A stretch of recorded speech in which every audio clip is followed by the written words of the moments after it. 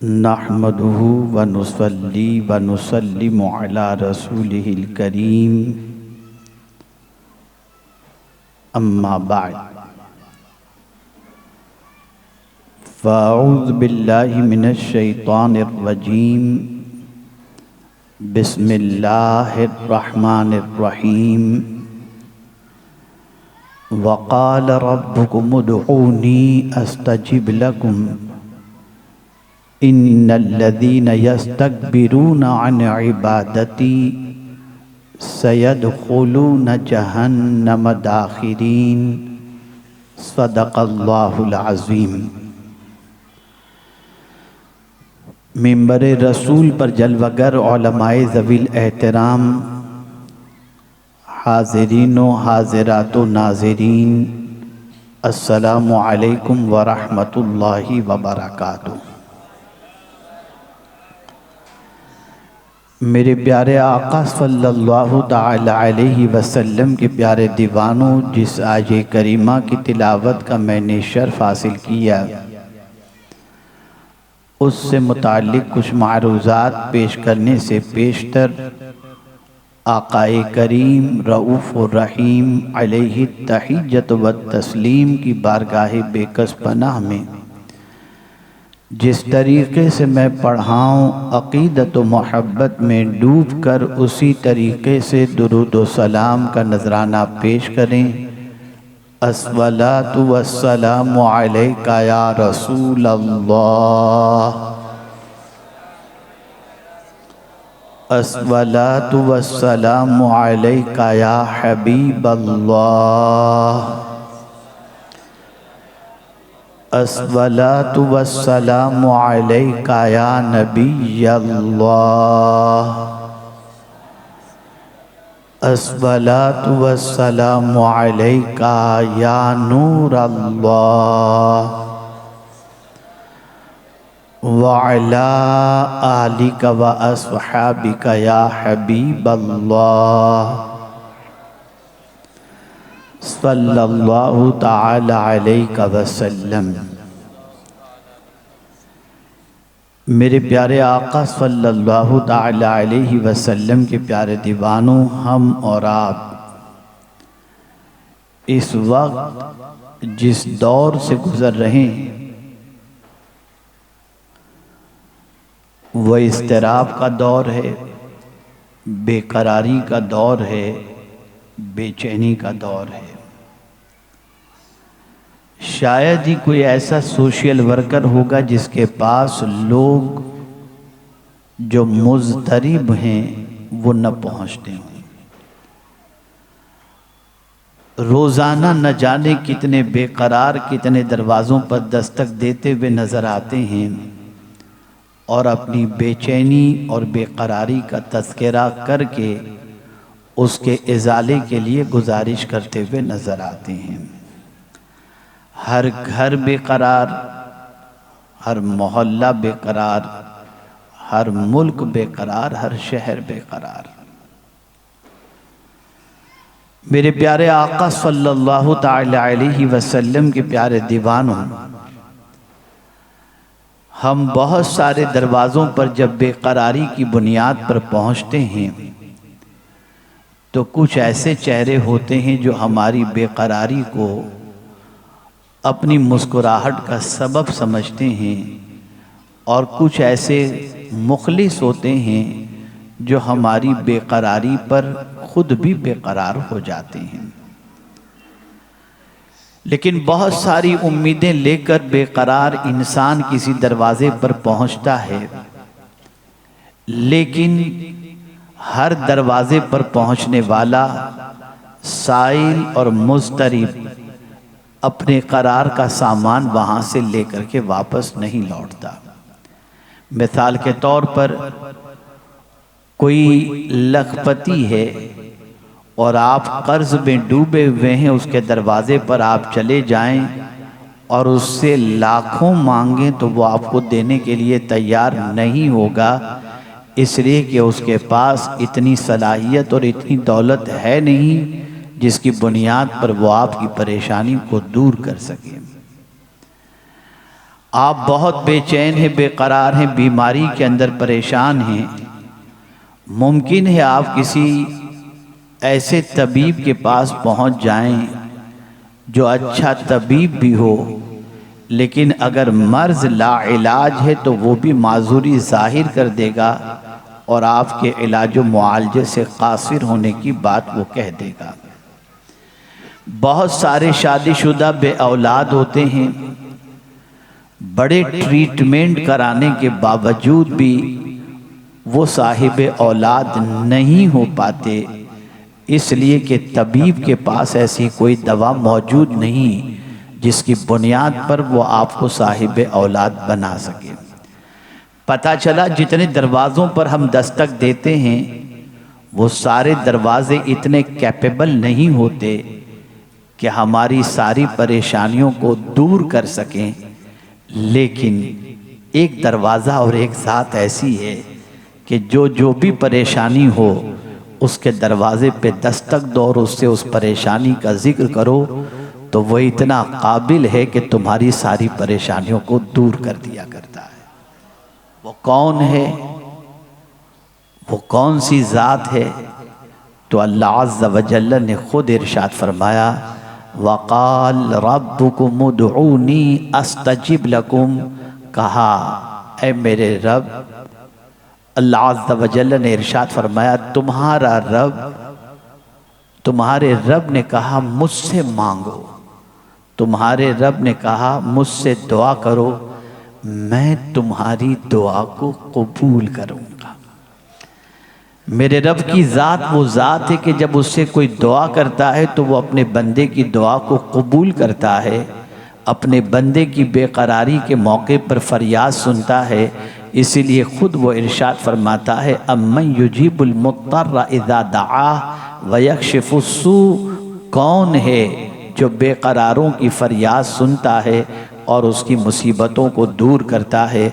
वो मेरे रब की ज़ात है, वो पालनहार हकीकी की ज़ात है, वो माबूद बरहक की ज़ात है। मेरे प्यारे आका सल्लल्लाहु अलैहि वसल्लम के प्यारे दीवानों, दुनिया का इंसान किसी के पास जाता है तो उसकी पोजीशन ये होती है, वो टाइम देखता है, उसके आराम के बारे में सोचता है, कहीं ऐसा तो नहीं मैं रात के 2 बजे इसके दरवाज़े पे दस्तक दूं तो उसकी तरफ से परेशानियां दूर होने की बजाय डांट डपट मिल जाए, ज़िल्लत मिल जाए, रुसवाई मिल जाए और उसके आराम में खलल होने की सज़ा मुझे मिल जाए। इसलिए ऐसे दरवाज़े पर आदमी रात के वक्त नहीं पहुंचता जहां वहां से उसको ज़िल्लत और रुसवाई का सामना करना पड़े। लेकिन मेरे रब की ज़ात वो ज़ात है, वो नींद से पाक है। रात के वक्त मांगो या दिन के उजाले में मांगो, जंगल में मांगो या शहर में मांगो, मछली के पेट में मांगो या गार के अंदर मांगो, हर जगह से वो तुम्हारी फरियाद सुनता भी है और तुम्हारी मुसीबतों को दूर भी करता है। दुनिया का इंसान अगर वादा करे तो मुमकिन है वो वादा खिलाफी कर दे, लेकिन रब अपना वादा सच कर दिखाता है। इन्न वअदल्लाहि हक़, बेशक अल्लाह का वादा सच्चा है। इन्नल्लाह ला युखलिफुल मिआद, बेशक अल्लाह वादा खिलाफी नहीं फरमाता। जब उसने कह दिया अल्लाह अकबर, तुम्हारा रब ये कह रहा है मुझसे दुआ करो, मैं तुम्हारी दुआओं को कबूल करूँगा, तो मेरे प्यारे आका सल्लल्लाहु अलैहि वसल्लम के प्यारे दीवानों, हमें अपनी ज़िंदगी के अंदर मुसीबतों की आमद या मुसीबतों के आमद से पहले या उसके बाद अपने रब की बारगाह में दुआ करनी चाहिए। और याद रखें मेरे प्यारे आका सल्लल्लाहु अलैहि वसल्लम के प्यारे दीवानों, रसूल गिरामी वक़ार सल्लल्लाहु अलैहि वसल्लम ने फरमाया, अद्दुआ सलाहुल मुमिन, दुआ मोमिन का हथियार है। आकाए करीम सल्लल्लाहु अलैहि वसल्लम ने इरशाद फरमाया, अद्दुआ मुख्खुल इबादा, दुआ इबादत का मग़ज़ है। आकाए करीम सल्लल्लाहु अलैहि वसल्लम ने फरमाया, अद्दुआ हुवल इबादा, दुआ ही इबादत है। पता ये चला कि मोमिन जब हर तरफ से बेबस और बेकस हो जाए तो उसे चाहिए कि वो दुआ का सहारा ले, कोशिशें करे, अपनी बिस्यार पर अपनी बिसात पर वो मेहनत व मशक्क़त करे, लेकिन दुआ न छोड़े। इसलिए कि याद रखें, अगर कोई बंदा अल्लाह की बारगाह में दुआ करता है, वो दुआ करने वाला अल्लाह की बारगाह के अंदर मुअज़्ज़ज़ है, मुकर्रम है। अल्लाह के बंदों के अंदर जो बंदे अल्लाह के नज़दीक मुकर्रम हैं, उन मुकर्रम बंदों के अंदर अल्लाह उन बंदों को शामिल फरमाता है जो अल्लाह से दुआ करते हैं। मेरे प्यारे आका सल्लल्लाहु तआला अलैहि वसल्लम के प्यारे दीवानों, आप ज़रा देखें, दुनिया का इंसान किसी इंसान से मांगे तो जलील हो जाता है, लेकिन दुनिया का इंसान खुदा से मांगे तो मौला की निगाहों में मुअज़्ज़ज़ बन जाया करता है। आप ज़रा सोचो, अल्लाह अज़्ज़ व जल्ल की बारगाह के अंदर जब कोई दस्ते सवाल दराज करता है, जब कोई दुआ करता है, तो रब्बे कदीर जल्ल जलालहू का गज़ब ठंडा हो जाता है। और अगर कोई दुआ नहीं करता तो परवरदिगार गज़बनाक हो जाता है। ये इतना बड़ा हो गया, ये इतना मुतकब्बिर हो गया, ये इतना मुझसे बेनियाज हो गया कि मुझसे मांगने में शर्म महसूस करता है, झिझक महसूस करता है, हिचकिचाहट महसूस करता है। क्या मैं इसकी ज़रूरतों को पूरा करने वाला नहीं? क्या मैं इसकी मुसीबतों को दूर करने वाला नहीं? क्या मैं इसकी तकलीफों को दूर करने पर कादिर नहीं? अल्लाह अकबर। परवरदिगार जल्ल जलालहू से जब कोई नहीं मांगता तो अल्लाह अज़्ज़ व जल्ल गज़बनाक होता है। और जब कोई अपने परवरदिगार की बारगाह के अंदर दस्ते सवाल दराज करके उसकी बारगाह में दुआ करता है तो अल्लाह की रहमत उस पर निछावर हो जाती है। वो बंदा मुतवाज़िअ कहलाता है, वो बंदा मुनकसिरुल मिजाज कहलाता है, वो अल्लाह का आजिज बंदा कहलाता है। मेरे प्यारे आका सल्लल्लाहु अलैहि वसल्लम के प्यारे दीवानों, जब इंसान बेशुमार ऐसी मुसीबतों में घिर जाता है जिन मुसीबतों से निकलने का उसे कोई रास्ता नजर नहीं आता, जिन मुसीबतों से निकलने के लिए उसे कोई राह नजर नहीं आती, तो फिर वो मुख्तलिफ किस्म के हरबे इस्तेमाल करता है, फिर वो जादू टोने के सहारे लेता है, फिर न जाने गलत तरीके से अपने प्रॉब्लम के सॉल्यूशन के सिलसिले में आबरू बेचता और दौलत निछावर करता नजर आता है। लेकिन मैं कुरान की रोशनी में दो चार आयतों के जरिए आपको समझाना चाहूँगा और मुसीबत थोड़ी आपके सामने पेश करूँगा, और उन मुसीबतों में अल्लाह ने दुआ के जरिए उन मुसीबतों को किस तरीके से टाला आपको बताऊँगा, ताकि आपके अंदर भी दुआ करने का जज्बा पैदा हो जाए, अल्लाह की बारगाह में मांगने का जज्बा पैदा हो जाए। मेरे प्यारे आका सल्लल्लाहु तआला अलैहि वसल्लम के प्यारे दीवानों, आइए मैं आपको समझाऊं।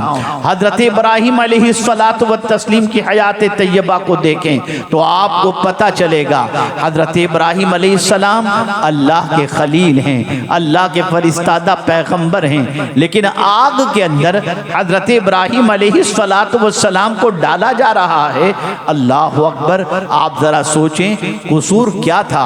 कसूर सिर्फ इतना था कि आप अल्लाह की तरफ बुलाते थे, माबूदाने बातिल की परस्तिश से रोकते थे, एक अल्लाह की बारगाह में जबीन नियाज झुकाने की दावत देते थे, सच्चाई की तरफ दावत दे रहे थे, खुद भी सच्चे थे और सच्चाई की तरफ दावत देते थे। नतीजतन हजरत इब्राहिम अलैहिस्सलातु वस्सलाम को आग में डालने का दुश्मनों ने प्लान बनाया, और हजरत आदम हजरत इब्राहिम अलैहिस्सलातु वस्सलाम जब आग में डाले गए तो हजरत इब्राहिम अलैहिस्सलातु वस्सलाम के लिए अल्लाह ने उस आग को गुलजार कर दिया। फिर उसके बाद हजरत इब्राहिम अलैहिस्सलातु वस्सलाम वहां से निकल जाते हैं, वो शहर छोड़ देते हैं और महसूस करते हैं कि यहाँ दीन का काम डिफिकल्ट है, यहाँ तौहीद की तरफ बुलाना मुश्किल है, यहाँ पर अल्लाह की तरफ दावत देने में कई मुसीबतों का सामना होगा। तो हजरत इब्राहिम अलैहिस्सलातु व तस्लीम हिजरत करने का मंसूबा बनाते हैं, और साथ ही साथ साथ ये भी देखें उम्र के उस हिस्से में पहुंच चुके हैं जिस हिस्से में उमूमी तौर पर बच्चे का पैदा होना मुमकिन नहीं होता। उस उम्र के अंदर साहिब औलाद होना बज़ाहिर मुमकिन नहीं होता, लेकिन अल्लाह अकबर, हजरत इब्राहिम अलैहिस्सलाम को फिक्र थी मेरा मिशन, मेरी दावत ये कंटिन्यूस जारी रहे और लोगों तक अल्लाह की दावत पहुंचती रहे, लोग अल्लाह की बारगाह में जबीन नियाज झुकाते रहें। इसके लिए हजरत इब्राहिम अलैहिस्सलाम को एक ऐसे साथी की जरूरत थी, एक ऐसे शख्स की जरूरत थी जो हजरत इब्राहिम अलैहिस्सलाम का साथ दे सके और दिल का करार हो। ऐसी पोजीशन में जबकि 99 साल की हजरत इब्राहिम अलैहिस्सलाम की उम्र हो चुकी थी, उस उम्र में हजरत इब्राहिम अलैहिस्सलाम ने अल्लाह की बारगाह में दुआ की, रब्ब हबली मिनस सालिहीन, ए अल्लाह मुझे एक नेक बेटा अता फरमा। अल्लाह अकबर। हैरानी की बात तो ये है, उधर हजरत इब्राहिम अलैहिस्सलाम की अहलिया की पोजीशन ये थी कि वो उम्र के उस हिस्से में पहुंच चुकी थी जिस हिस्से में बच्चा पैदा होना मुश्किल होता है, और हजरत इब्राहिम अलैहिस्सलाम भी उम्र के उस हिस्से में पहुंच चुके थे जिस वक्त बच्चे का पैदा होना मुश्किल होता है, लेकिन अल्लाह की बारगाह में दुआ करते हैं, दुआ का सहारा लेते हैं। अंदर से इब्राहिम अलैहिस्सलाम का विजदान कहता है ये बज़ाहिर हालात तो बता रहे हैं कि मुमकिन नहीं, लेकिन इस इस्तिराब की का कैफियत के अंदर अगर रब से दुआ की जाए तो रब्बे कदीर कादिर मुतलक है। जब हजरत आदम को बगैर माँ बाप के पैदा कर सकता है और हजरत ईसा अलैहिस्सलाम तो बाद में पैदा हुए, लेकिन रब की कुदरत के बारे में हजरत इब्राहिम अलैहिस्सलाम जानते थे, इसलिए दुआ की। अल्लाह अकबर। दुआ बाब इजाबत से टकराती है और हजरत इब्राहिम अलैहिस्सलाम को उस वक्त खुशखबरी दी जाती है, फबश्शरनाहु बिगुलामिन हलीम। अल्लाह अकबर।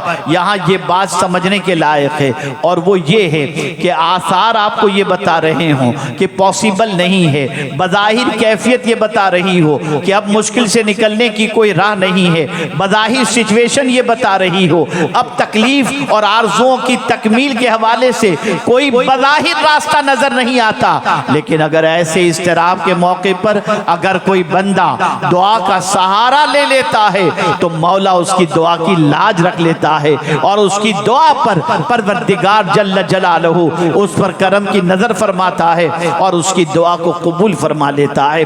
आप कुरान की जितनी दुआ उठा करके देखेंगे वो सब इस्तिराब की कैफियत की दुआ है, सब परेशानियों के वक्त की दुआ है। अंबिया की जितनी दुआएं कुरान में मिलेंगी वो सारी दुआएं इम्पॉसिबल बज़ाहिर नजर आने वाले मौके पर उन्होंने दुआ की और अल्लाह ने उस इम्पॉसिबल वक्त के अंदर पॉसिबल बना दिया और न नजर आने वाली चीजों को अल्लाह अज़्ज़ व जल्ल ने मुमकिन बना दिया। आइए मैं आपको बताऊं, हजरत इब्राहिम अलैहिस्सलाम मक्का मुकर्रमा में हैं, बेटे के साथ हैं, बीवी के साथ हैं, कोई इंसान नहीं, बेआबो गया वादी, ऐसी सिचुएशन के दूर तक कोई कहीं इंसान नजर नहीं आ रहा, कोई फल नजर नहीं आ रहा, कोई दरख्त नजर नहीं आ रहा, कहीं पानी का चश्मा नजर नहीं आ रहा। ऐसी सिचुएशन में अल्लाह अज़्ज़ व जल्ल ने फरमाया तुम यहां पर अपनी बीवी बच्चे को छोड़कर चले जाओ।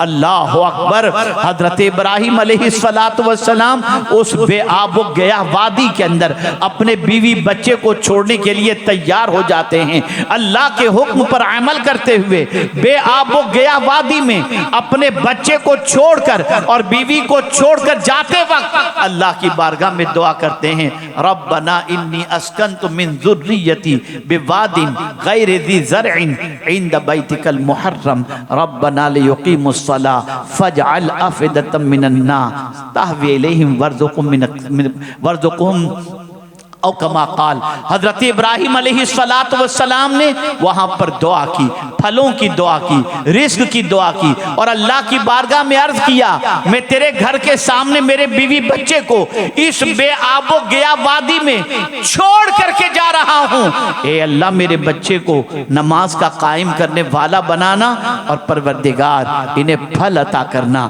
इन्हें रोजी अता करना। अल्लाह अकबर।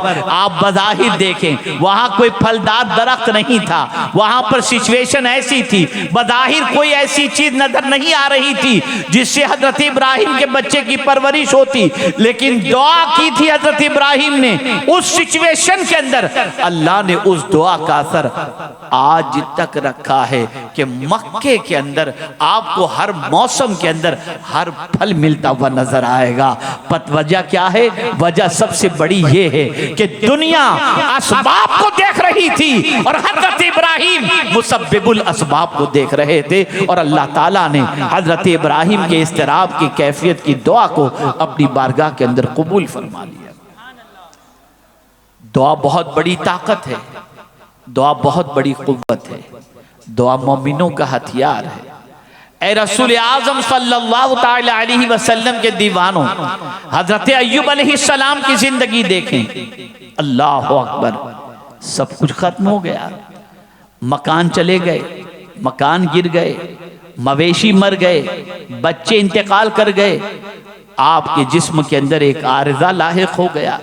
सिचुएशन ऐसी कि शहर छोड़कर आप चले गए, बेपनाह तकलीफें, बेपनाह परेशानियां, लेकिन अल्लाह अकबर, किस चीज का सहारा लिया उन्होंने, किस चीज से अल्लाह की बारगाह में दुआ की उन्होंने?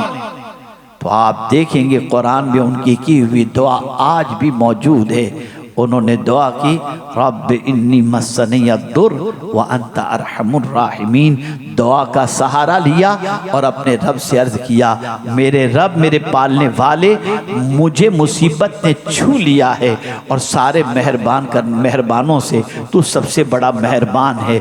अल्लाह को जब इस तरीके से उन्होंने पुकारा, मेरे करीम ने उनकी पुकार को कबूल फरमा लिया और फौरन इरशाद फरमाया, और कुछ बिरिजली का हादा मुख्तसिलुम बारिदुम व शराब, ऐ अय्यूब अपने पैर से ठोकर मारो और जो पानी का चश्मा निकले उसे पियो और उससे गुस्ल कर लो, तुम्हें शिफा नसीब हो जाएगी। हजरत अय्यूब अलैहिस्सलाम ने ठोकर मारी, पानी का चश्मा निकला, पिए, गुस्ल किया, अल्लाह ताला ने आपको फिर से तवानाई भी अता फरमा दी और जवानी भी आपको अता फरमा दी। यह है दुआ की ताकत, यह है दुआ की ताकत। हज़रत मूसा अलैहिस्सलाम की हयात तैयबा को देखें तो आपको पता चलेगा, हज़रत मूसा अलैहिस्सलाम के हाथों से एक शख्स का कत्ल हुआ, आपकी तलाश में लोग निकले, आप शहर छोड़कर चले गए, कुछ तोशा आपने साथ लिया और तोशा लेकर आप निकल गए। कुछ सफ़र के बाद तोशा भी खत्म, नहीं मालूम कहाँ जाना है, नहीं मालूम, निकल पड़े जंगल और बयाबान की तरफ। रास्ते में जा रहे हैं, जंगल और बयाबान से गुजर रहे हैं, यहां तक कि तोशा खत्म हो गया। भूख की शिद्दत की वजह से आप का पेट और कमर दोनों बराबर हो गए। इस इस्तिराब की कैफियत में कि कहीं दुश्मन मेरा पीछा करके मेरे पीछे तो नहीं आ रहे, जंगलों बयाबान में, अल्लाह अकबर, ऐसी सिचुएशन में जब भूख से निढाल हो गए थे तो अपने रब की बारगाह में दुआ करते हैं, रब्बि इन्नी लिमा अंज़लत इलैया मिन खैरिन फ़क़ीर। जैसे ही ये दुआ की, फरिश्तों ने मदियन पहुंचा दिया और मदियन के अंदर अल्लाह ताला ने उनका रिस्क का जरिया भी अता फरमा दिया और मुस्तकिल सुकूनत का जरिया भी अल्लाह ने पैदा फरमा दिया। याद रखें और अच्छी तरीके से याद रखें, दुआ के अंदर अल्लाह ने बड़ी ताकत रखी है, दुआ में अल्लाह ने बड़ी कुव्वत रखी है। दुआ अल्लाह अज़्ज़ व जल्ल की बारगाह के अंदर बहुत अहमियत रखती है। मेरे प्यारे आका सल्लल्लाहु अलैहि वसल्लम के प्यारे दीवानों, कुरान का उसलूब देखें और समझें आप किस तरीके से अल्लाह ने दुआ की अहमियत बताई। इब्तिदा आयत की किस तरीके से की, वइज़ा सअलका इबादी अन्नी फ़इन्नी करीब। पहले फरमाया, मेरे महबूब, जब तुमसे मेरे बंदे मेरे बारे में पूछें कि मैं कहाँ हूं, फ़इन्नी करीब, तो कहना मैं बहुत करीब हूं, मैं करीब हूं। पता चला अल्लाह का पता बताने वाली ज़ात का नाम है मोहम्मद अरबी सल्लल्लाहु अलैहि वसल्लम। कुरान कहता है जब तुमसे मेरे बारे में मेरे बंदे पूछें तो कहो मैं करीब हूं। और ये कहने के बाद फौरन फरमाया उजीबू दावत दाई इज़ा दान। जब दुआ करने वाला मुझसे दुआ करता है मैं उसकी दुआ को कबूल करता हूं। पता चला वो इतना करीब है कि तुम जहां से भी पुकारो वो तुम्हारी पुकार को सुन लिया करता है और तुम्हारी दुआओं को कबूल कर लेता है। ए रसूल आज़म सल्लल्लाहु अलैहि वसल्लम के दीवानों, दुआ इस चीज की गम्माजी करती है कि दुआ करने वाला मुतकब्बिर नहीं, दुआ करने वाला घमंडी नहीं, दुआ करने वाला खुद को कुछ नहीं समझता, दुआ करने वाला अपने माबूद को सबसे बड़ा जानता है, दुआ करने वाला अपने पालनहारे हकीकी को सबसे बड़ा मानता है, इसलिए अपने परवरदिगार की बारगाह में वो इल्तिजाएं करता है। मेरे प्यारे आका सल्लल्लाहु अलैहि वसल्लम के प्यारे दीवानों, हज़रत अब्दुल्ला इब्न उमर रदियल्लाहु ताला अन्हुमा से रिवायत है कि रसूल आज़म सल्लल्लाहु अलैहि वसल्लम ने इरशाद फरमाया कि जब कोई बंदा दुआ करता है तो जो मुसीबतें नाजिल हुई हैं ना वो दूर हो जाती हैं, और अगर मुसीबतें नाजिल नहीं हुई और आने वाली होती हैं तो इस दुआ की बरकत से अल्लाह मुसीबतों को टाल दिया करता है। मेरे प्यारे आका सल्लल्लाहु ताला अलैहि वसल्लम के प्यारे दीवानों, इसलिए सहाबाई किराम अलैहिमुर रिदवान बहुत दुआ करते। खुद रसूल गिरामी वक़ार सल्लल्लाहु अलैहि वसल्लम हर मौके पर दुआ के अंदर मसरूफ़ नज़र आते और दुआ की कसरत करते। कुरान मुक़द्दस उठा करके देखो तो आपको पता चलेगा कहाँ कहाँ किस किस हाल के अंदर अल्लाह के मकबूल बंदों ने दुआ की। आप नहीं जानते हज़रत यूनुस अलैहिस्सलातु व तस्लीम ने कहाँ दुआ की, और दुनिया को बता दिया तुम कहीं भी रहकर अपने रब से दुआ करो, रब तुम्हारी दुआओं को कबूल फरमा लेता है। आप अंदाज़ा लगाएं हज़रत यूनुस अलैहिस्सलाम के बारे में कुरान कहता है वनादा फी ज़ुलुमात, अल्लाह अकबर, कहां से उन्होंने दुआ की? ज़ुलुमात, तारीकियों में। तारीकियों में, तारीकियों से क्या मुराद? तारीकी से दरिया की तारीकी, अंधेरा, रात का वक्त, और साथ ही साथ मछली के पेट का अंधेरा। मछली के पेट में हजरत यूनुस अलैहिस्सलातु वस्सलाम ने रह करके अल्लाह की बारगाह में जब दुआ की, ला इलाहा इल्ला अंत सुब्हानक इन्नी कुन्तु मिनज़ ज़ालिमीन, परवरदिगार जल्ल जलालहू ने फौरन उनको नजात अता फरमा दी और फरमाया फस्तजबना लहू व नज्जयनाहु मिनल गम व कज़ालिका नुंजिल मुमिनीन। यहाँ से ये बात समझ में आई, ए रसूल आज़म सल्लल्लाहु ताला अलैहि वसल्लम के प्यारे दीवानों, दुआ बहुत बड़ा हथियार है। आप जरा सोचें, बारिश नहीं हो रही, नमाज इस्तिस्का के बाद दुआ करो। आप अंदाजा लगाएं, कुरान मुकद्दस के अंदर जा बजा आपको मिलेगा। आप असहाबे कहफ के वाक़े को उठा करके देख लें, 300 साल तक गारों में सोए हुए असहाबे कहफ जिस गार के अंदर थे, उस गार पर उस वक्त के बादशाह ने क्या किया था? वहां पर दीवार चुनने के लिए कह दिया था। अल्लाह अल्लाह, 300 साल तक जिस गार के अंदर असहाबे कहफ रहे, वहां पर उन्होंने दुआ की, रब्बना आतिना मिन लदुनका रहमा व हय्यि लना मिन अमरिना रशदा।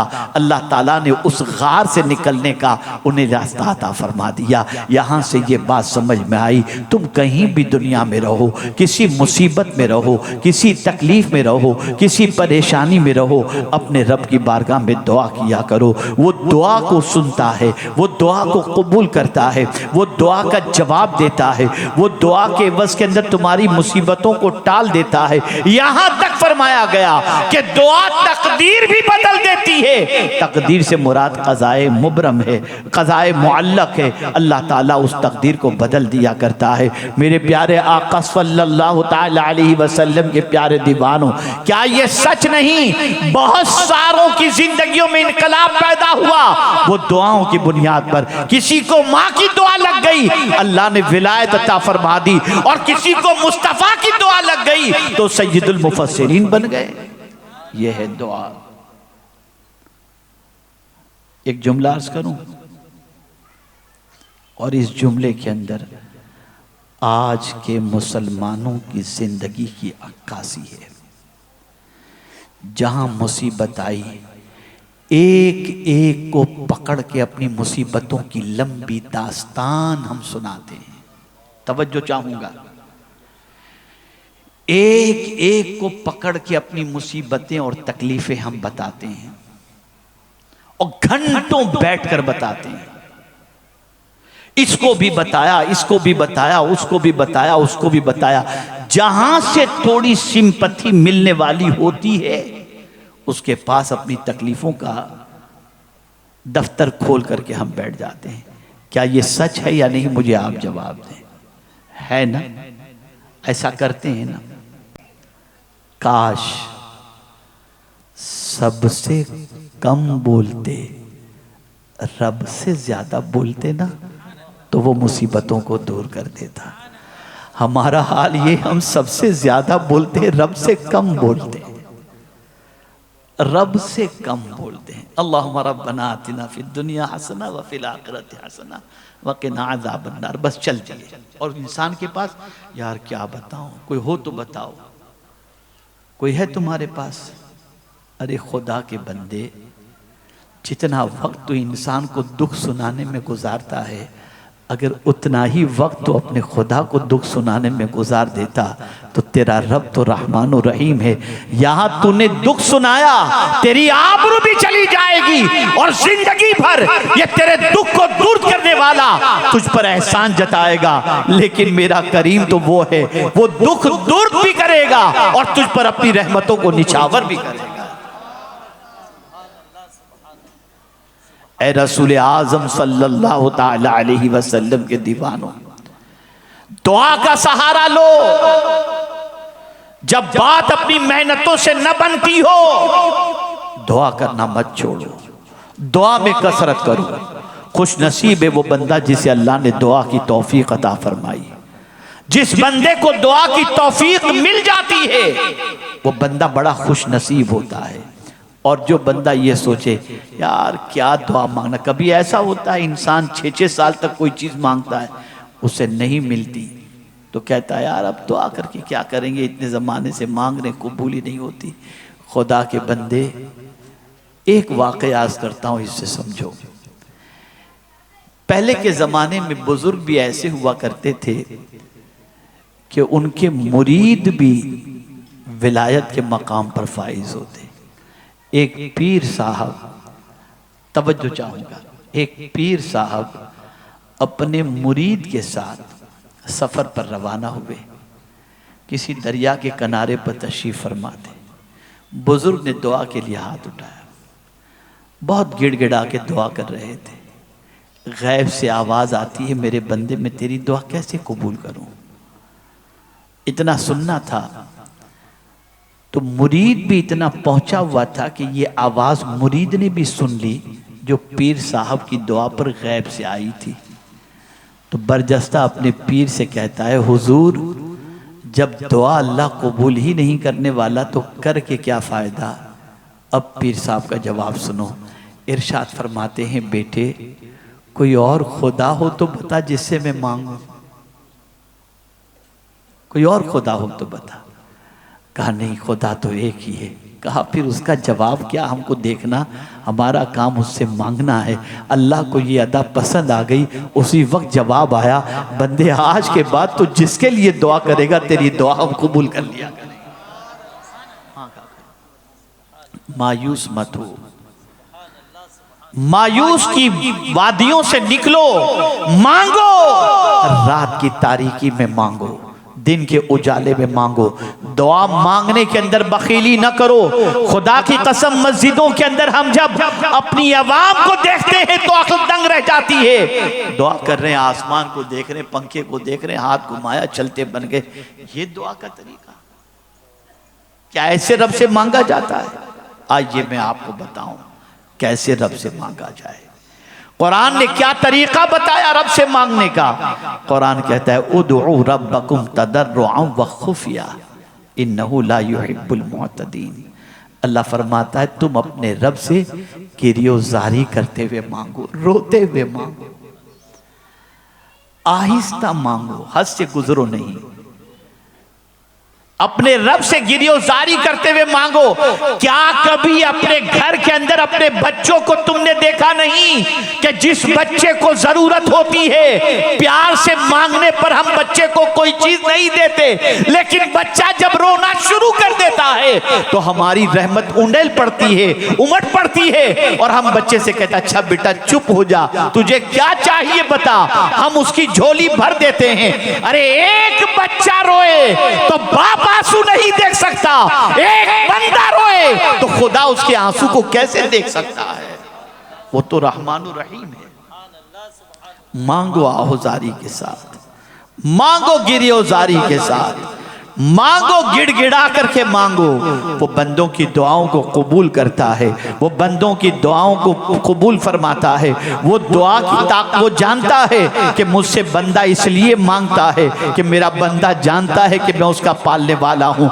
इसलिए कुरान की जितनी भी दुआएं आप देखेंगे उसमें हर नबी की तरफ से जो लफ्ज इंतखाब किया अंबिया ने, वो रब का लफ्ज इंतखाब किया। और इस रब के लफ्ज के अंदर इतनी मानवियत है कि रब का मानी होता है पालने वाला भी, रब का मानी होता है मालिक भी। रब कहता कोई जब बंदा अपने परवरदिगार को जब रब कहता है तो बंदा अल्लाह अज़्ज़ व जल बहुत खुश होता है कि मेरा बंदा जानता है कि कोई इसे पालता नहीं, मैं ही इसे पाल रहा हूँ। उसकी रहमत को प्यार आ जाता है, उसकी रहमत को जोश आ जाता है। और अपने महबूब से भी कहा मेरे महबूब मुझसे मांगना है तो यूं मांगो, वकुल रब ज़िदनी इल्मा, कहो ऐ मेरे रब मुझे इल्म ज्यादा अता फरमा। वकुल रब्बिग़फिर वरहम व अंत खैरुर राहिमीन, कहो मेरे महबूब ऐ मेरे पालनहारे हकीकी मग़फ़िरत फरमा, सारे मेहरबानों में से तू सबसे ज्यादा मेहरबानी करने वाला है। ऐ रसूल आज़म सल्लल्लाहु तआला अलैहि वसल्लम के दीवानों, रात की तारीकी के अंदर जब सारी कायनात महवे ख्वाब हो और आप अगर मुसल्ला बिछाकर रो रो कर अपने रब की बारगाह में इल्तिजाएं करेंगे, वो रद्द नहीं फरमाएगा, वो आपकी दुआओं को कबूल फरमाएगा। हाँ अलबत्ता शर्त ये है कि दुआ मांगते वक्त इस चीज़ का ख्याल रखना चाहिए कि नाजायज़ कोई सवाल नहीं हो रहा। दुआ मांगते वक्त आजिज़ी का मुजाहिरा होना चाहिए, अपने आप को कुछ नहीं समझना चाहिए और अपनी आंखों से आंसू बहाना चाहिए। मौला को आंसू बहुत पसंद है। मुझे याद आ रहा है मेरे उस्ताद गिरामी का एक जुमला। मैं मदीने मुनव्वरा जा रहा था, मेरे उस्ताद से मैंने इजाज़त तलब की, हुजूर मैं मदीने मुनव्वरा जा रहा हूँ, इजाज़त अता फरमाएँ और कुछ नसीहत फरमाएँ। इरशाद फरमाया मौलाना जाइए, अल्लाह आपको खैर से ले करके जाए। और फिर मैंने कहा हुजूर मकबूल हाज़री की मुझे दुआ दे दें कि अल्लाह ताला मुझे मकबूल हाज़री नसीब फरमाए। इरशाद फरमाया देखो बेटे एक काम खास तौर पे करना, जब सरकार सल्लल्लाहु अलैहि वसल्लम की बारगाह में हाज़री के लिए जब जाओ, मुवाज़े अक़दस की तरफ जब तुम हाजिर होने के लिए सलाम पेश करने के लिए जाओ तो कोशिश करना तुम्हारी आँखों से आंसू निकल जाएं, आँखें नम हो जाएं, रोते हुए हुजूर की बारगाह में पहुँचना, इसलिए कि हुजूर अपनी उम्मत की आंखों में आंसू नहीं देख सकते। मेरी अक्ल तंग रह गई और जब मैं पहुंचा तो आंसू थमते नहीं थे। इस तरीके से हाज़री हुई तो मेरे जहन में एक सवाल आया कि जब हुजूर रहमतुल लिल आलमीन होकर अपनी उम्मत के आंसू को नहीं देख सकते तो वो रब्बुल आलमीन अपने बंदे की आंख में आंसू कैसे देख सकता है। हमने अल्लाह से मांगने का तरीका छोड़ दिया, अल्लाह से मांगना हमने छोड़ दिया। आप कहीं ये न सोचें कि मैं औलिया किराम के तवस्सुल से मांगने का कायल नहीं, या रसूल आज़म के तवस्सुल से मांगने का कायल नहीं, बिल्कुल मांगें, लेकिन एक बात का ख़ास तौर पर ख्याल रखें, अपने रब से मांगने की आदत बनाएं, अपने रब से दस्ते सवाल रब की बारगाह के अंदर दस्ते सवाल दराज फरमाएं। यहाँ तक कि सरकार सल्लल्लाहु अलैहि वसल्लम ने किसी से न मांगने पर जन्नत की बशारत भी अता फरमाई। तो एक सहाबी का हाल ये था कि उनके घोड़े की लगाम भी नीचे गिर जाती तो किसी से कहते नहीं थे कि उठा करके दो, खुद नीचे उतर जाते और उठा लिया करते थे। अल्लाह अकबर। और मैंने खुद हुज़ूर मुफ्ती आज़म हिंद अलैहि रहमत व रिज़वान के हवाले से पढ़ा है कि अल्लाह अकबर, हुज़ूर मुफ्ती आज़म हिंद अलैहि रहमत व रिज़वान का हाल ये था कि एक मरतबा ऐसा हुआ 3 दिन तक वो खाना नहीं खाए, 2 या 3 रोज़ तक उन्होंने खाना नहीं खाया। वजह क्या थी? वजह ये थी घर में कोई फंक्शन था, लोग कामों में मसरूफ़ थे और मसरूफ़ होने की वजह से लोग हुज़ूर मुफ्ती आज़म हिंद अलैहि रहमा से पूछना भूल गए कि आपने खाना खाया या नहीं खाया। और हुज़ूर मुफ्ती आज़म हिंद अलैहि रहमा की आदत थी किसी से मांगते नहीं थे, किसी से मांगते नहीं थे, तो खाना भी उन्होंने किसी से नहीं मांगा। बाद में ख्याल आया ये तो मांगते ही नहीं हैं, इसलिए बाद में उनको खाना अता किया गया और अपनी गलती का एहसास हुआ। याद रखें मेरे प्यारे आका सल्लल्लाहु तआला अलैहि वसल्लम के प्यारे दीवानों, अल्लाह अज़्ज़ व जल्ल से मांगने की आदत रखो। तो एक तरीका तो ये बताया गया, उदउ रब्बकुम तदर्रुअन व खुफिया, अपने रब से आहोजारी के साथ मांगो, आहिस्ता से मांगो। और इसी के साथ कुरान में एक दूसरे मकाम पर फरमाया वलिल्लाहिल अस्माउल हुस्ना फदऊहु बिहा। अल्लाह अकबर, अल्लाह के बहुत सारे अच्छे नाम हैं, उन नामों से अल्लाह अज़्ज़ व जल्ल से दुआ करो। अल्लाह अकबर। मेरे प्यारे आका सल्लल्लाहु अलैहि वसल्लम के प्यारे दीवानों, अल्लाह का नाम रहमान भी है, अल्लाह का नाम जव्वाद भी है, अल्लाह का नाम रहीम भी है, अल्लाह का नाम करीम भी है, अल्लाह का नाम सत्तार भी है। मेरे प्यारे आका सल्लल्लाहु अलैहि वसल्लम के प्यारे दीवानों, अल्लाह के सारे नाम अच्छे हैं। ये आयत करीमा कब नाजिल हुई जानते हैं आप? इस आयत करीमा के नुज़ूल की वजह यह है कि अबू जहल ने जब रसूल आज़म सल्लल्लाहु अलैहि वसल्लम कभी अल्लाह फरमाते, अल्लाह कहते और कभी रहमान कहते, तो अबू जहल कहता कि ये तो मोहम्मद सल्लल्लाहु अलैहि वसल्लम 2 खुदाओं को खुद ही पुकारते हैं, कभी अल्लाह कहते हैं कभी रहमान कहते हैं। तो फरमाया गया अल्लाह के बहुत सारे अच्छे नाम हैं। अल्लाह अकबर। उन नामों में से किसी भी नाम से अल्लाह को पुकारो और उससे दुआ करो।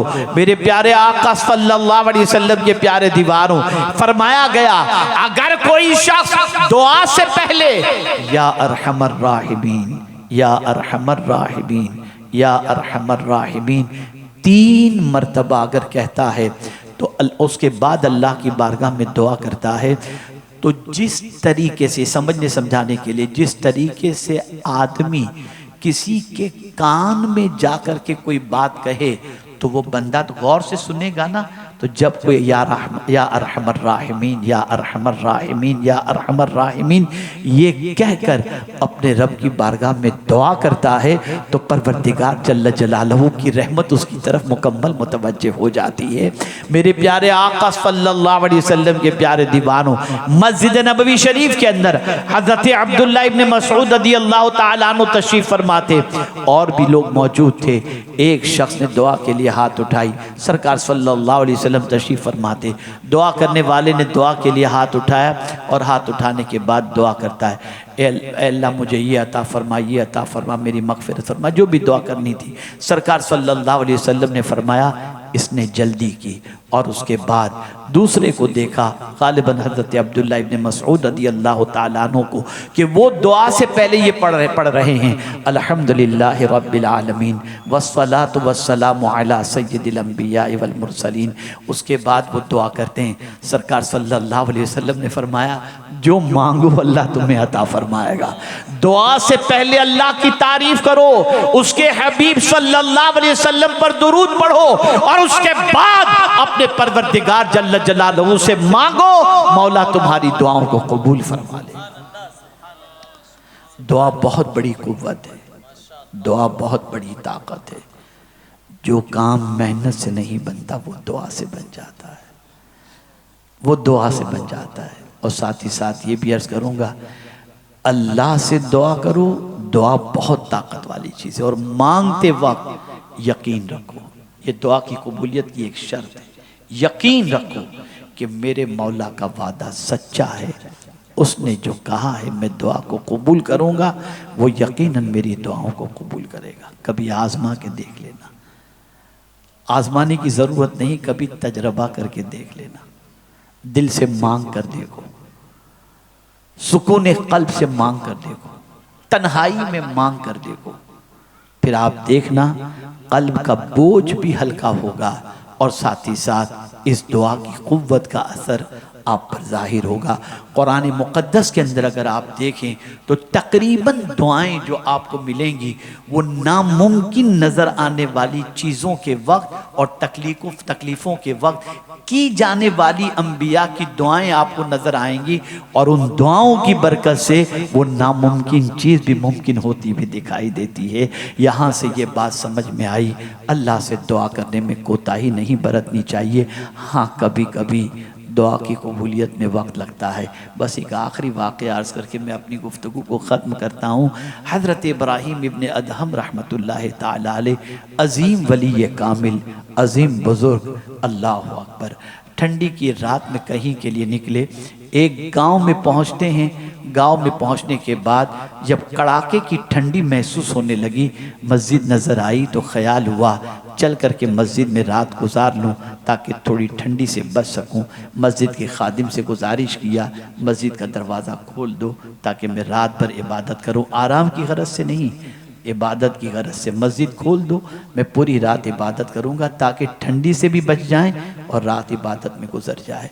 आपको मस्जिद में ले लिया गया, आप मस्जिद में तशरीफ़ ले गए और इबादत में मसरूफ़ हुए।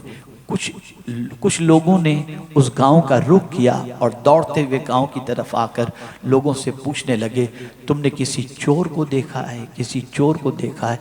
कहा नहीं, यहाँ से तो कोई चोर नहीं गुजरा। हाँ, अलबत्ता एक शख्स को हमने देखा। हज़रत इब्राहीम इब्न अदम को वो गांव वाले नहीं जानते थे कि ये कौन है, तो हज़रत इब्राहीम इब्न अदम के बारे में उन्होंने कहा एक शख्स को हमने मस्जिद में जाते देखा। जब वो मस्जिद के अंदर जाकर देखे तो इब्राहीम इब्न अदम अलैहि रहमत व रिज़वान, लेकिन वो लोग भी नहीं जानते थे कि ये अल्लाह के वली हैं या कौन हैं। उन्होंने समझा यही चोर हैं, पकड़ लिया और कहा तुमने चोरी की? उन्होंने कहा मैंने तो कोई चोरी वोरी नहीं की। कहा नहीं, तुम झूठ बोलते हो। और बाद में हज़रत इब्राहीम इब्न अदम को पकड़ के मस्जिद के बाहर लाए और रस्सी से बांध दिया, कड़ाके की ठंडी में खुले आसमान के नीचे बिठा दिया। अल्लाह अकबर।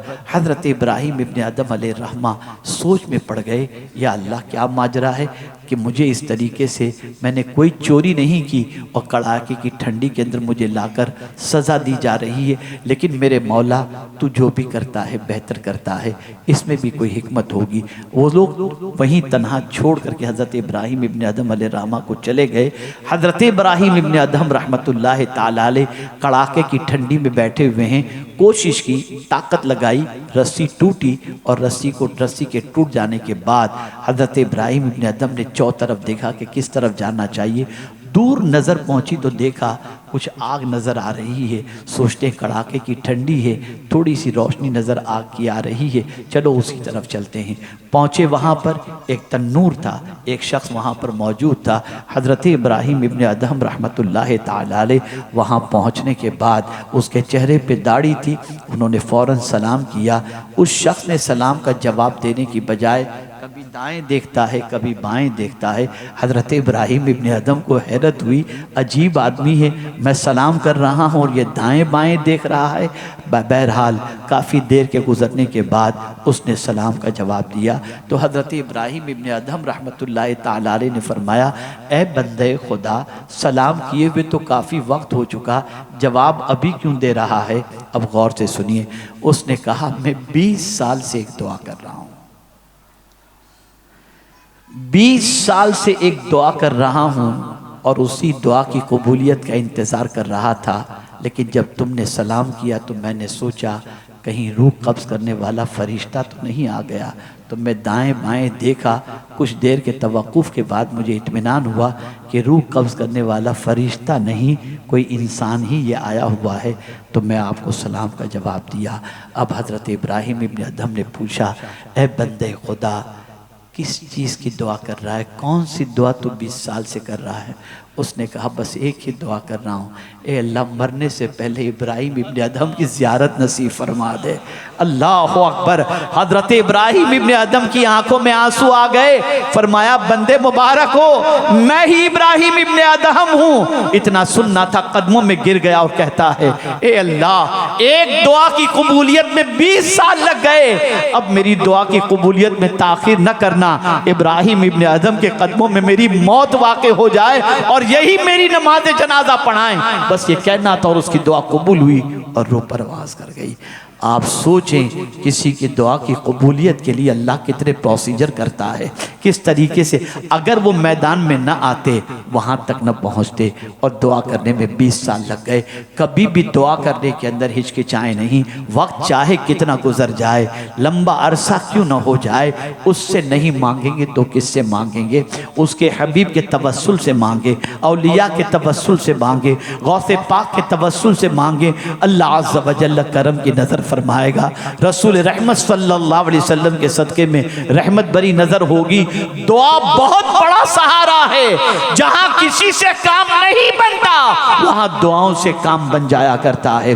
तो मेरे प्यारे आका सल्लल्लाहु अलैहि वसल्लम के प्यारे दीवानों, दुआ बहुत बड़ी ताकत है, बहुत बड़ी ताकत है।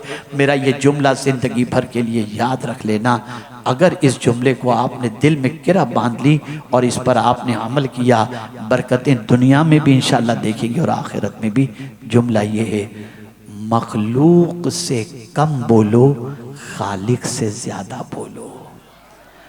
मखलूक से कम बोलो, खालिक से ज़्यादा बोलो।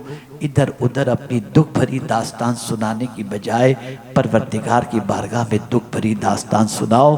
और आने मुक़द्दस में हज़रत याकूब ने यही तो कहा, इन्नमा अश्कु बसी व हुज़्नी इल्लल्लाह। अल्लाह अकबर। मैं तो अपनी शिकायत और अपना गम अपने रब को सुनाता हूँ। अल्लाह अकबर। ए रसूल आज़म सल्लल्लाहु अलैहि वसल्लम के दीवानों, हाँ, आप ये न सोचिएगा कि अल्लाह ताला ने अंबिया और औलिया की दुआओं में तासीर नहीं रखी। यकीनन अल्लाह ने उनकी दुआओं में तासीर रखी है। लेकिन मेरे प्यारे आका सल्लल्लाहु अलैहि वसल्लम के प्यारे दीवानों, हम अगर अल्लाह के वलियों की बारगाह में भी जाते हैं तो उनके तवस्सुल से मांगते हैं, उनके वसीले से मांगते हैं कि वो अल्लाह के मुक़र्रब बंदे हैं। उनके सदक़े में अल्लाह दुआओं को कबूल फरमाता है। दुआ इबादत का मग़ज़ है, दुआ मोमिन का हथियार है। ये ऐसा हथियार है कि जब अल्लाह की बारगाह में कोई दुआ करता है, अल्लाह अज़्ज़ व जल उस दुआ करने वाले को पसंद भी फरमाता है। सुन लो, दुआ इबादत का मग़ज़ है और दुआ करने वाले को अल्लाह इज्जत अता करता है। मेरे प्यारे आका सल्लल्लाहु अलैहि वसल्लम के प्यारे दीवानों, इन्हीं कलिमात खैर पर मैं अपनी गुफ्तगू को ख़त्म करते हुए आपको एक दावत दूंगा। खुदा के बंदो, ज़िंदगी गफलत में गुजर चुकी, न जाने कितना वक्त हमने किन कामों में खपाया हमें नहीं मालूम। हमारी ज़िंदगी का एक दिन का अगर हम हिसाब लें और सोचें अल्लाह के लिए कितना वक्त गुजारा और दुनिया के लिए कितना वक्त गुजारा, तो मैं समझता हूँ हमारे एक दिन के हिसाब के अंदर हमारी हालत ख़राब हो जाएगी। खुदा के बंदो, दीन सीखो, अल्लाह अज़्ज़ व जल्ल के फ़रामीन पर अमल का जज्बा अपने अंदर पैदा करो। बेचैनी दूर होगी, बेकरारी दूर होगी। इज़्तिराब की वादियों से गुजरो, इज़्तिराब की वादियों से निकलोगे। मैं जिस इलाके में इस वक्त तकरीर कर रहा हूँ, इसी इलाके के नौजवान वादी नूर में बहुत बड़ी ज़िम्मेदारी को निभाते हैं। मैं उन साथियों को मुबारकबाद पेश करता हूँ जो वहाँ पर ज़िम्मेदारी को वादी नूर में निभाते हैं। मुझे हैरत होती है अपनी कौम के ऊपर, बहुत अफसोस होता है, बहुत अफसोस होता है। इतना अफसोस होता है कभी कभी हमारे सुन्नी भाइयों पर कि मैं बता नहीं सकता। अल्लाह अकबर। आज अगर 3 रोज़ा वादी नूर में इज्तिमा हो रहा है तो हमारी कौम दुआ के वक्त आती है। अगर मेहनत के बगैर आप सिर्फ अज्र हासिल करने के लिए पहुंच जाएंगे तो कैसे होगा।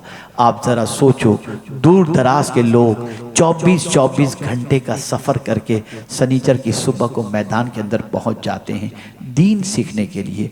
धूप में बैठते हैं, पिंडाल में बैठते हैं, दीन सीखते हैं, और करीब रहने वाले मज़े कर रहे होते हैं, आराम से रहते हैं।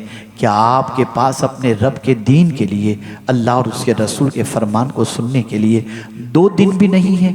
अगर नहीं है तो मैं आपके हवाले से ये कहने पर मजबूर हो जाऊंगा कि मुझे अफसोस है कि दावे मोहब्बत इलाही और दावे मोहब्बत रसूल, इसके अंदर आप ईसार के जज्बे से खाली होकर किस तरीके से अपने दावे की सदाकत को साबित कर सकेंगे। तो मेरी गुजारिश है, इस मरतबा मेरी ख्वाहिश है कि आप सिर्फ इतवार के रोज़ दुआ में न पहुँचे, बल्कि आप सनीचर को किसी भी सूरत में दोपहर तक वादी नूर पहुँच जाएं, और पहुँचने के बाद इतवार की रात तक वहाँ पर रहें। मैं वादी नूर के हवाले से 2 लोगों को जानता हूँ।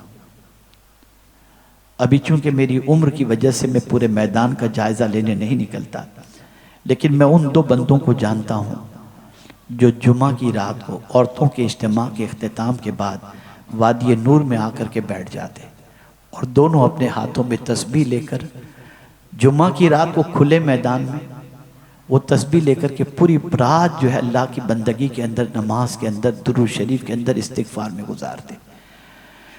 दिन में वो पिंडाल के अंदर आ जाते, फिर रात को वापस पिंडाल के बाहर बैठ जाते और कहते थे हम गरीब हैं, क्या करें, हमें वो इबादत की लज्जत जो कहीं और मिलनी चाहिए थी वो नहीं मिल पाती, तो हम यहीं बैठ करके उस इबादत की लज्जत और मज़े को हासिल करते हैं। और हमें यकीन है कि यहाँ पर इतने लोगों के साथ मिलकर अल्लाह की बंदगी और अल्लाह का जिक्र करेंगे, किसी एक की वजह से तो अल्लाह ताला हमारी टूटी फूटी इबादत को कबूल फरमा लेगा। इस जज्बे से लोग आते हैं। लेकिन हमारे बहुत सारे नौजवान, धूप लगती है, नीचे बैठना पड़ता है, अफसोस, 100,000 अफसोस।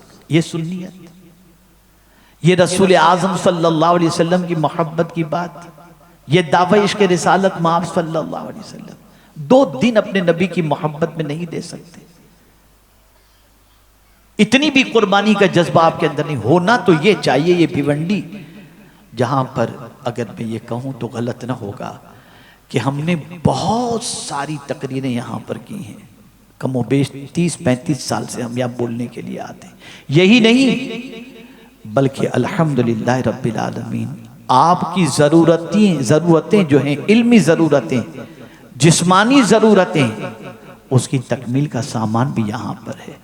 आपकी बच्चियाँ आलिमा बनना चाहती हैं, इदारा मौजूद, हाफिज़ बनना चाहते हैं, इदारा मौजूद, स्कूल पढ़ना चाहते हैं, इदारा मौजूद, इलाज कराना चाहते हैं, यहाँ पर डे केयर हॉस्पिटल मौजूद, सब कुछ आपको सुन्नी दावत इस्लामी ने दिया है। क्या उसके इज्तिमा के लिए आपके पास 2 दिन नहीं है? आपको तो ये करना चाहिए कि आपके पूरे मोहल्ले के अंदर, पूरे इलाकों के अंदर, हर जगह से आपके यहाँ से जुमा की रात ही को लोग निकल जाएं और वहाँ जाकर के मैदान के अंदर क़याम करें।